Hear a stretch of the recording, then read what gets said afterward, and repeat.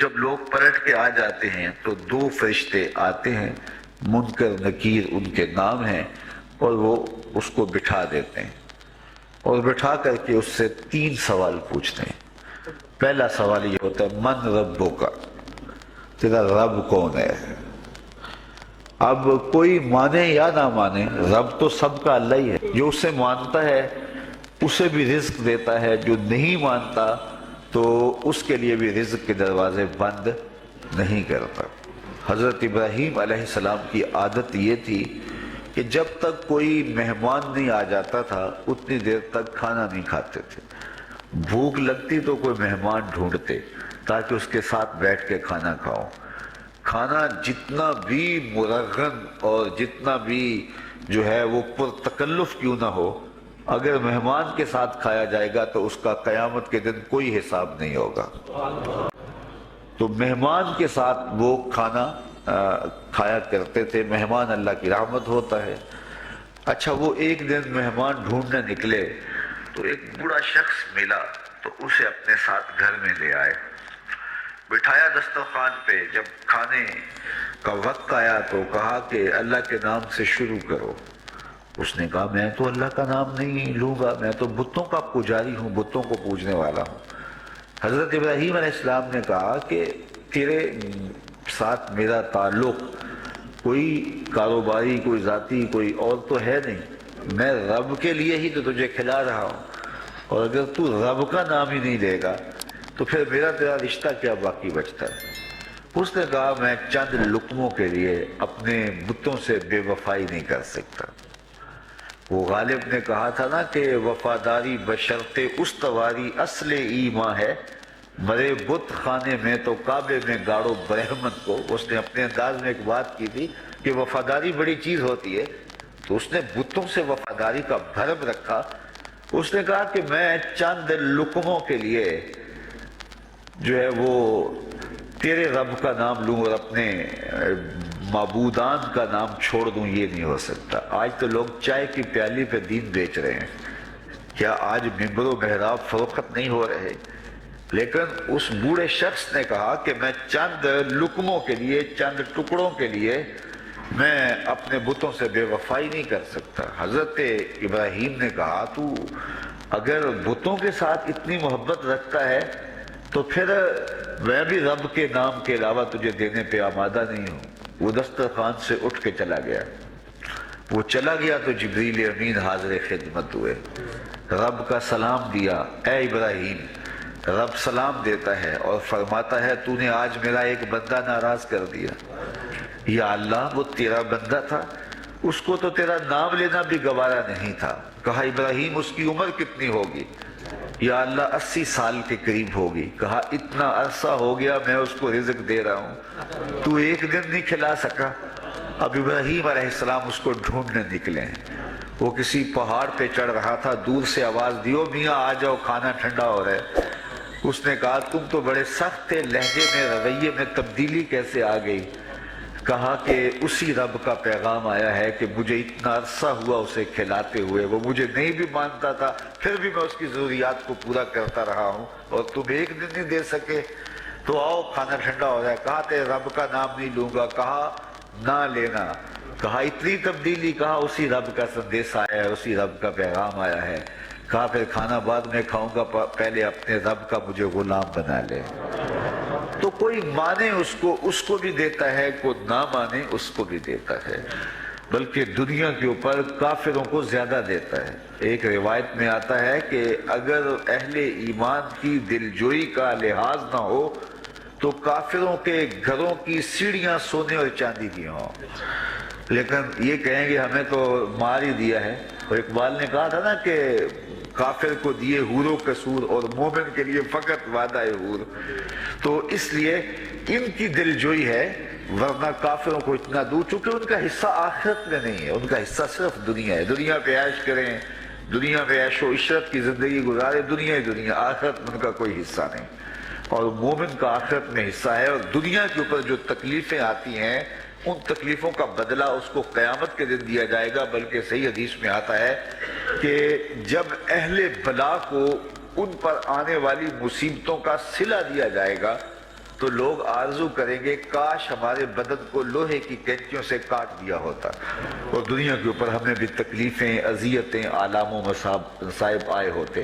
تو مومن جب اللہ کی طرف سے آنے والی کسی تکلیف کو خندہ پیشانی کے ساتھ قبول کرتا ہے اور اس پہ راضی رہتا ہے اور صبر کا دامن ہاتھ سے نہیں چھوڑتا، واویلا نہیں بچاتا، جزا فضا نہیں کرتا، تو اللہ تعالیٰ نے اس کے لیے اجر رکھا ہے۔ بلکہ رسول کریم نے ارشاد فرمایا مومن کے پاؤں میں جو کانٹا چبھے تو اللہ اس کا بھی مومن کو قیامت کے دن اجر عطا فرمائے۔ تو مومن کی زندگی جو ہے وہ بڑی خوبصورت زندگی ہے۔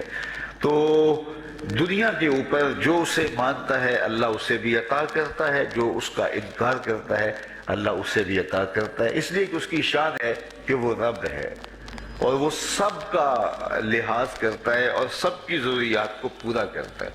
پھر ہر شخص کی ضروریات الگ الگ ہیں، میری ضرورت الگ ہے، آپ کی کوئی اور ضرورت ہوگی، اور سب کی ضرورت کا اس نے لحاظ رکھا ہوا ہے۔ پھر بہائم کی، چوپایوں کی، حشرات الارض کی، پرندوں کی مختلف ضروریات ہیں۔ اڑنے والوں پرندوں کی ضروریات الگ ہے، پانی کے جانوروں کی ضروریات الگ ہیں، اس طرح حشرات الارض کی ضروریات الگ ہیں اور درندوں کی ضروریات الگ ہیں۔ یہاں تو ہم ایک آدھ کلو گوشت ہو تو گھر کے سارے افراد اس سے گزارا کر لیتے ہیں، لیکن شیر کو اور چیتے کو جو ہے وہ منوں کے حساب سے روزانہ چاہیے، رب ان کو روزانہ فراہم کرتا ہے۔ یہ پنساری کے پاس جائیں، اگر آپ کو ڈاکٹر یا حکیم لکھ دے کہ یہ آپ کو خالص سچے موتی چاہیے، اس کی کوئی چیز آپ کو بنا کے دیں گے تو آپ ہزاروں لاکھوں روپے خرچ کرتے ہیں، پھر بھی بعض کا اعتماد نہیں ہوتا کہ یہ بالکل 1 نمبر ہے یا 2 نمبر۔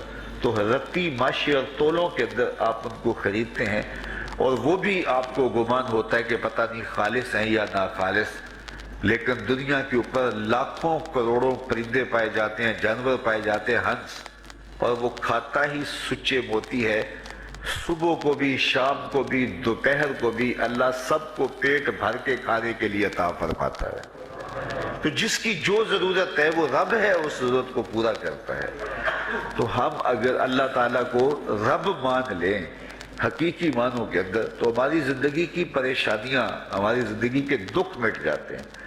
مصیبتیں اس وقت آتی ہیں اور اس وقت پریشانی لگی رہتی ہے، دھڑکا لگا رہتا ہے کہ جب انسان جو ہے وہ سمجھتا ہے کہ میں ہی جو ہے وہ کچھ کرنے والا ہوں۔ وَمَا مِن دَابَّةٍ فِي الْأَرْضِ إِلَّا عَلَى اللَّهِ رِزْقُهَا، زمین پر چلنے والی، ریگنے والی کوئی چیز نہیں جس کا رزق اللہ کے ذمہ کرم پہ نہ ہو۔ تو جب انسان اس عقیدے کو اپنی روح میں، اپنے باطن میں اتار لیتا ہے تو پھر اس کی زندگی سوکھی ہو جاتی ہے کہ وہ میرا خالق بھی ہے اور وہ میرا رب بھی ہے، اور یہ یقین انسان کی زندگی کے اندر اعتماد، روشنیاں اور توکل بھر دیتا ہے۔ بلکہ ایک حدیث میں آیا کہ جس طرح توکل کرنے کا حق ہے اگر وہ تم ادا کرو تو اللہ تمہیں ایسے رزق عطا فرمائے جس طرح پرندوں کو عطا فرماتا ہے۔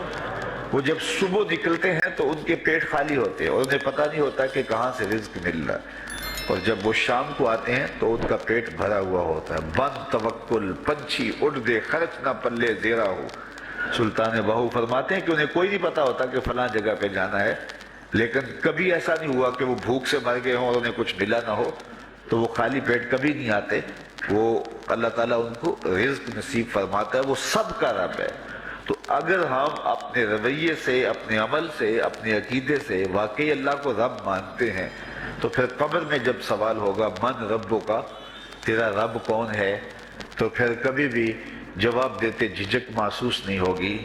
بندہ عرض کرے گا رب اللہ، میرا رب اللہ ہے اور میں اسی کو اپنا رب مانتا ہوں، میری ضروریات کی کفالت بھی اسی کے ذمہ کرم پہ، اور میرا تیقن، میرا یقین کہ وہ میرا رب ہے۔ یہ پہلا سوال ہوگا۔ دوسرا سوال قبر میں ہوگا اور وہ یہ ہوگا کہ ما دینوں کا، تیرا دین کون سا ہے؟ مختلف ادیان دنیا کے اوپر موجود ہیں، لیکن اسلام کے بعد اب کسی اور دین کو قبول نہیں کیا جائے گا۔ ارشاد فرمایا کہ اللہ تعالیٰ اسلام کے علاوہ کسی اور دین کو قبول نہیں کرے گا۔ تو یہ اگر میں اپنے عمل سے، اپنے رویے سے، اپنے طرز زندگی سے، اپنے انداز معاشرت سے اسلام کو اپنے اوپر غالب کر لیا تو پھر قبر میں جواب دیتے ہوئے کوئی جھجک محسوس نہیں ہوگی۔ بندہ عرض کرے گا کہ دینی الاسلام، میرا دین اسلام ہے، میرا طرز زندگی، میرا انداز معاشرت، میرا سبھی کچھ اسلام کی مطابقت میں تھا اور میں اسی کو اپنا دین مانتا ہوں، صرف زبان سے نہیں، اپنے رویے سے بھی، اپنے طرز زندگی سے بھی، اپنے انداز معاشرت سے بھی۔ تو یہ جو ہم اسلام کے دائرے میں داخل ہوتے ہیں اور ہم اپنے دین کو اسلام قرار دیتے ہیں تو دین انسان کی زندگی کے تمام شعبوں پر حاوی ہوتا ہے اور اس کا طرز زندگی، اس کا انداز معاشرت اس کی مطابقت میں ہونا چاہیے۔ تو قبر میں یہ سوال پوچھا جائے گا کہ تیرا دین کیا ہے، باوجود کہ اللہ تعالیٰ جل شانہ کو پتہ ہے کہ اس کا دین کیا تھا، اللہ کو پتہ ہے کہ یہ کس کو رب مانتا تھا، لیکن قبر میں یہ سارا سلسلہ ہوگا اور صحیح احادیث کے اندر ان سوالوں کا تذکر آیا ہے کہ یہ سوال پوچھے جائیں گے کہ تیرا دین کیا ہے۔ اب اس نے اگر اپنا طرز زندگی، اپنا انداز معاشرت اسلام کی مطابقت میں رکھا ہوگا اور دین کو اس نے دین سمجھا ہوگا، اسلام کو ہی اپنا دین عملاً، رویتاً، ہر خوشی غمی کے موقع پہ اس نے اسلام کو ہی ترجیح دی ہوگی، تو پھر اس کو کوئی جھجک نہیں ہوگی جواب دیتے ہوئے کہ میرا دین اسلام ہے، میرے شب و روز، میری زندگی کے نشیب و فراز، میری زندگی کی کا ہر گوشہ جو ہے وہ اسلام کی مطابقت میں گزرتا تھا۔ تو پھر وہ سیدھا سیدھا جواب دے گا دینی الاسلام۔ اس لیے ہمیں اس سوال کی تیاری بھی کرنی چاہیے کہ ہماری نجی زندگی ہو یا ہماری اجتماعی زندگی ہو، ہماری گھریلو زندگی ہو یا ہماری معاشرتی زندگی ہو، ہماری ذاتی زندگی ہو یا ہماری سیاسی زندگی ہو، ہماری جس طرح کی بھی زندگی کے جو بھی شعبہ جات ہیں سب میں ہم دین کو غالب کریں۔ ہم صرف مسلح کے مسلمان نہ بنیں کہ 5 نمازیں پڑھ لیں اور ہم کہتے ہیں مسلمان ہیں، روزے رکھ لیے، تراویح پڑھ لی اور ہم نے جو ہے وہ زکوٰۃ دے دی اور حج کر لیا تو اس سے ہم مطمئن ہو گئے کہ ہم مسلمان ہیں۔ اسلام ایک مکمل اور اکمل اور کامل ضابطہ حیات ہے، اپنے ماننے والوں کو زندگی گزارنے کا پورا اسلوب اور مکمل کامل رہنمائی دیتا ہے۔ ہم نے ہمسایوں کے ساتھ سلوک کیسے کرنا ہے یہ ہمیں اسلام بتاتا ہے، ہم نے بیوی کے ساتھ سلوک کیا کرنا ہے یہ ہمیں اسلام بتاتا ہے، اولاد کی تربیت کیسے کرنی ہے اسلام کی واضح تعلیمات ہے، ہم نے سفر کرنا ہے تو انداز سفر کیا ہونا چاہیے اسلام نے ہمیں بتایا، کاروبار کرنا ہے تو ہم جو ہے وہ کیا کاروبار کو مارکیٹ سے سیکھیں گے یا اللہ اس کے رسول سے سیکھیں گے، تو ہمیں اللہ اس کے رسول نے واضح دو ٹوک اور سیدھے سیدھے احکام دیے ہیں کہ تم جب کاروبار کرو تو تم جو ہے وہ اس انداز کے ساتھ کاروبار کرو، کم نہیں تولنا، کم نہیں ناپنا، جھوٹی قسم نہیں کھانی، سود نہیں لینا، تو یہ ساری چیزیں ملاوٹ نہیں کرنا، ایک ایک چیز جو ہے وہ اسلام نے ہمیں فراہم کی ہوئی ہے۔ تو پورا دین جو ہے جب ہم اختیار کریں گے، ہمارے رویے، ہمارا طرز زندگی، ہمارا انداز معاشرت جب دین اسلام کے مطابق ہوگا تو قبر میں اس سوال کا جواب دینا ہمارے لیے کوئی مشکل نہیں ہوگا۔ اور اگر ہمارا طرز زندگی کچھ اور طرح کا ہوگا تو کیا صرف یہ کہہ دے کہ ہم مسلمان ہیں؟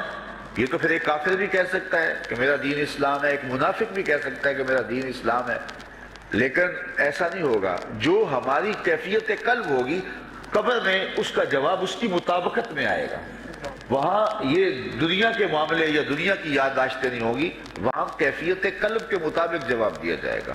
یہ کافر جواب نہیں دے سکے گا کہ میرا رب اللہ ہے، چونکہ وہ عمل سے، رویے سے اس کو اپنا رب نہیں مانتا ہے، تو حقیقتاً تو اس کا رب اللہ ہے لیکن وہ یہ جواب نہیں دے پائے گا۔ اسی طرح جو شخص اپنے طرز زندگی کے اندر اسلام کو داخل نہیں کر چکا ہے اور اسلام کو اس نے اپنا ہادی رہنما نہیں بنایا ہے تو وہ قبر میں اس سوال کا جواب کیسے دے سکے گا کہ میرا دین اسلام ہے، چونکہ اس کا رویہ، اس کا طرز زندگی اور اس کا انداز معاشرت ایسا نہیں رہا ہوگا۔ اس لیے ہمیں اپنی زندگی کے شب و روز کو اسلامی تعلیمات کے سانچے میں مکمل اور کامل طور پہ ڈھالنا ہوگا تاکہ جب قبر میں سوال ہو تو ہم جواب دے سکیں کہ ہمارا دین اسلام ہے۔ تیسرا سوال جس پہ فیصلہ ہو جائے گا، اور اس کے بعد قبر میں یا جنت کا دروازہ کھول دیا جائے گا یا جہنم کی کھڑکی کھول دی جائے گی۔ وہ سوال تیسرا کیا ہوگا؟ اور وہ سوال بھی عقیدے کا ہے، بلکہ بخاری شریف کی ایک روایت کے مطابق 3 سوال نہیں ہوں گے، ایک ہی سوال ہوگا، اور وہ یہ تیسرا سوال ہوگا۔ فرشتے پھر پوچھیں گے حضور علیہ الصلوۃ والسلام کے روضہ دور سے اور قبر کے درمیان سے پردے ہٹا دیے جائیں گے، اور رسول کریم صلی اللہ علیہ وسلم سامنے ہوں گے، اور فرشتہ حضور کی طرف اشارہ کر کے کہے گا ما کنت تقول فی ھذا الرجل، ان کے بارے میں زندگی میں کیا کہا کرتا تھا۔ یہاں یہ نہیں ہے کہ تو نے کیا کہا تھا یا اب کیا کہتا ہے۔ جب مضارع کے اوپر کانا یا جو ہے وہ کانا کے مشتقات داخل ہوں تو پھر وہ ماضی استمراری کا جو ہے وہ معنی دیتا ہے۔ تو ما کنت تقول کا معنی یہ ہے کہ تو کیا کہا کرتا تھا، تیرا لہجہ کیا تھا، تیری زبان کیا تھی، ان کے بارے میں تیری رائے کیا تھی، تو کیا بولا کرتا تھا، کیا کہا کرتا تھا۔ تو یہ حضور علیہ الصلوۃ والسلام سامنے ہوں گے اور یہ سوال پوچھا جائے گا۔ اب ابو جہل سے پوچھا جائے گا ما کنت تقول فی ھذا الرجل، تو وہ کہے گا ہے ہاتھ لا ادری، ہائے افسوس میں نہیں جانتا یہ ہیں کون۔ ابو لہب سے پوچھا جائے گا، وہ کہے گا ہے ہاتھ لا ادری، ہائے افسوس میں نہیں جانتا یہ کون ہے۔ اچھا جانتا نہیں تو پتھر کس کو مارتا تھا، جانتا نہیں تو گڑے کس کی راہوں میں کھدواتا تھا، جانتا نہیں تو اوجریاں کس کے اوپر ڈلوایا کرتا تھا۔ آنکھیں پھاڑ پھاڑ کے تو ساری زندگی دیکھتا رہا، لیکن آج ابو جہل قبر میں اترا، حضور کی صورت نورانی سامنے ہے، اور پوچھا گیا کہ یہ کون ہے، یہ نورانی چہرے والے کون ہیں؟ تو ابو جہل کہتا ہائے افسوس میں نہیں جانتا یہ کون ہے۔ اچھا جانتا نہیں تو پھر پتھر کس کو مارتا تھا؟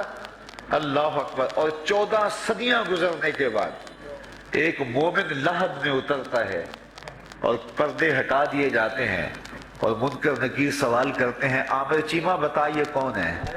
وہ کہتا ہے پیچھے ہٹو، پہلے پائے ناز کو بوسہ تو کر لیتے، میں تو مر کے پہنچا ہوں یہاں اس دل ربا کے واسطے، یہ تو میرے وقت جاگے کہ وہ میری قبر میں آئے۔ وہ کسی شاعر نے کہا نا کہ آئے وہ میرے مزار پہ گھونگھٹ اتار کے، آئے وہ میرے مزار پہ گھونگھٹ اتار کے، مجھ سے تو نصیب اچھے ہوئے میرے مزار کے، یہ تو وقت سنور گئے کہ وہ میری قبر میں آئے۔ شیخ عبدالحق محدث دہلوی علیہ رحمہ لکھتے ہیں کہ جب سے یہ سنا ہے کہ قبر میں حضور آئیں گے، پتہ نہیں موت کہاں مر گئی ہے، جی چاہتا ہے زندہ ہی قبر میں چلے جائیں۔ تو وہ کہے گا پہلے مجھے پائے ناز کو بوسہ تو کر لینے دو، میں تو زندگی بھر میں انتظار ان کا کرتا رہا، اور ان کے بارے میں پوچھ رہے ہو یہ کون ہے؟ ساری زندگی پیر مہر علی شاہ نقشہ بتاتے رہے، وہ کہ چند بدر شاہ شانی ہے، متھے چمک دی لاٹ نورانی ہے، کالی زلف تے اکھ مستانی ہے، مخمور رکھی ہیں مد بھریاں۔ تو وہ فوراً جواب دیتا ہے یہ تو وہی میرے آقا و مولا ہیں جن کے لیے ساری زندگی تڑپتا رہا اور ان کی زیارت کی آرزوئیں اور تمنائیں کرتا رہا۔ اچھا ابو جہل ساری زندگی دیکھتا رہا تو وہ تو جواب نہیں دے پائے گا، وہ کہتا ہائے افسوس میں نہیں پہچانتا یہ کون ہے، ہاتھ لا ادری، مجھے نہیں پتا۔ اور 14 صدیاں گزرنے کے بعد ایک مومن لحد میں اترتا ہے تو وہ فوراً کہتا ہے یہ تو وہی ہیں جن کے لیے زندگی گزار آیا۔ تو جس نے دیکھا تھا وہ پہچان نہیں سکتا، اور صدیوں بعد جو دنیا کے اوپر آیا وہ فوراً پہچان بھی رہا ہے اور پائے ناز کو بوسے بھی کر رہا ہے، تو پھر اس کا کیا جواب ہوگا؟ تو اس کا جواب علامہ اقبال علیہ رحمہ نے دیا۔ وہ کہتے ہیں قبر میں یہ جو آنکھیں ہیں ان میں تو مٹی پڑی ہوگی، یہ تو بند ہوگی، دل کی آنکھیں کھلی ہوں گی۔ ابو جہل نے ان آنکھوں سے دیکھا تھا، یہ آنکھیں تو کھلی نہیں ہیں، تو ان سے وہ کیسے پہچانے گا؟ اور دل کی آنکھوں نے حضور کو دیکھا ہی نہیں تھا۔ اور یہ صدیوں گزرنے کے بعد جو مومن لحد میں اترتا ہے اس کی گو ان آنکھوں نے نہیں دیکھا تھا، لیکن در دل مسلم مقام مصطفیٰ، مومن کے دل کے ڈیرے کے اندر مومن کے دل میں حضور ہی بستے ہیں، اس لیے اس کی آنکھوں نے، دل کی آنکھوں نے حضور کو دیکھا اور پہچان لیا، اس لیے کہ دل کی آنکھوں نے حضور پہلے بھی دیکھے ہوئے تھے، اور دل آرزو میں مچلتا رہا اس لیے دل کو پہچاننے میں دیر نہیں لگی، تو وہاں یہ آنکھ نہیں پہچانے گی، یہ آنکھ پہچانے گی۔ اس لیے اقبال نے دوسرے مقام پہ کہا، دل بینا بھی کر طلب خدا سے، کہ آنکھ کا دور دل کا دور نہیں۔ آنکھ کا دور اور ہے، دل کا دور اور ہے۔ تو اگر کوئی شخص دنیا کے اوپر دل کے دور سے بے بہرا رہا، قیامت کے دن یہ آنکھیں اسے فائدہ نہیں دے گی، بلکہ اللہ تعالیٰ نے خود قرآن مجید میں ایک مقام پہ فرمایا، من کان فی ہذہ اعمی فہو فی الآخرۃ اعمی واضل سبیلا۔ جو اس دنیا میں اندھا رہا، کل قیامت کے دن بھی نابینا اٹھایا جائے گا۔ اس سے ان آنکھوں کی بے دوری قطعاً مراد نہیں، کسی مفسر نے نہیں لکھا، بلکہ وہ تو واضح حدیث میں آتا ہے، جو دنیا میں ان دو محبوب چیزوں سے آزمایا گیا، اللہ تعالیٰ قیامت کے دن اسے صلہ عطا فرمائے گا۔ یہ جو دنیا کے اوپر نابینا ہوتے ہیں، نابینا ہو جاتے ہیں یا پیدائشی نابینا ہوتے ہیں، تو یہ دنیا کی لذتوں سے اور دنیا کے نفعوں سے لطف اندوز نہیں ہو پاتے۔ یہ بہت بڑی آزمائش ہے، جہان اندھیر ہوتا ہے ان کے لیے، لیکن قیامت کے دن اللہ تعالیٰ اس کا بہتر صلہ ان کو عطا فرمائے گا، جو دو ان محبوب چیزوں سے آزمایا گیا۔ تو اگر وہ دنیا پہ اندھا تھا اور حقیقی طور پہ، اور قیامت کے دن بھی اندھا اٹھایا جائے گا، یہ تو پھر مناسب نہیں ہوگا۔ تو یہ جو قرآن نے کہا جو دنیا میں اندھا رہا وہ قیامت میں بھی اندھا اٹھایا جائے گا، تو اس سے ان آنکھوں کی بے دوری قطعاً مراد نہیں ہے، اس سے دل کی بے دوری مراد ہے۔ تو دل اگر بینا ہوا، دل اگر روشن ہوا، تو پھر قبر کے اندر بھی دل دے دیوے دی روشنائی جاوے وچ زمینہ، تو پھر وہ معرفت رسول کا سبب ہوگا دل کا اجالا، اور پھر حشر کے اندر بھی جو ہے وہ دل کی آنکھیں روشن ہوں گی۔ تو جس نے اپنے قلب کو دور معرفت سے، دور ایمان سے اور دور محبت سے منور نہیں کیا ہے، تو وہ قبر کے اندر، حشر کے اندر نابینا ہی اٹھایا جائے گا، اور یہ قرآن کی صریح نص ہے۔ تو اب ابو جہل نے ان آنکھوں سے دیکھا ہے، لیکن جب سوال ہوتا ہے بتاؤ یہ کون ہے، تو وہ کہتے ہیں ہے ہاتھ لا ادری، افسوس میں نہیں جانتا۔ اور صدیاں گزرنے کے بعد ایک مومن لحد میں اترتا ہے، ظاہری ملاقات بھی نہیں ہے، جب اس سے پوچھا جاتا ہے یہ کون ہے، تو وہ کہتا ہوا محمد صلی اللہ علیہ وسلم۔ یہ تو وہی آقا ہے جن کے لیے ساری زندگی، جن کے تذکروں کی خوشبو سونگھتا رہا ہوں، تو مجھے تو جو ہے وہ ان کے پائناز کو بوسہ کر لینے دو۔ تو بتاؤ اس کے دل کی آنکھوں نے حضور کی معرفت حاصل کی اور حضور کو پہچان لیا، تو دل بینا بھی کر قلب خدا سے، کہ آنکھ کا دور دل کا دور نہیں۔ تو حضور علیہ السلام کے حوالے سے جب سوال ہوگا، اگر اس سوال کا جواب نہیں آیا تو پھر جہنم کی کھڑکی کھول دی جائے گی، اور اگر اس سوال کا جواب آیا تو پھر جنت کے دروازے کشادہ کر دیے جائیں گے، اور جنت کی ٹھنڈی ہوائیں اس کی قبر میں آ جائیں گی۔ بلکہ حدیث میں آتا اسے کہا جائے گا کہ نم کنومت العروس، ایسے سو جا جس طرح دلہن سوتی ہے۔ اور وہاں سے لے کر کے حشر تک کا سفر جو ہے اس کے لیے بہت لمبا سفر نہیں ہوگا، وہ ایسے ہوگا کہ جو ہے وہ ایک خوبرو کے گلے سے ہار گرے گا اور وہ موتی ٹوٹ کے گر جائیں گے، اور وہ اس کو چننے میں مصروف ہو جائے گا۔ ابھی سارے موتی چن نہیں پائے گا کہ قیامت آ جائے گی۔ یہ مومن کے لیے اللہ نے آسانی رکھی، 50,000 سال کا دن ہوگا یوم محشر، لیکن جو مومن ہوگا اس کے لیے حشر کا اتنا بڑا دن ایسے ہوگا جتنا عصر کا وقت ہوتا ہے، تو اتنے تھوڑے وقت میں اس کے لیے گزر جائے گا۔ تو یہ 3 سوال قبر میں پوچھے جانے ہیں، ہر شخص سے پوچھے جانے ہیں، مومن سے بھی پوچھے جانے ہیں اور کافر سے بھی اور منافق سے بھی۔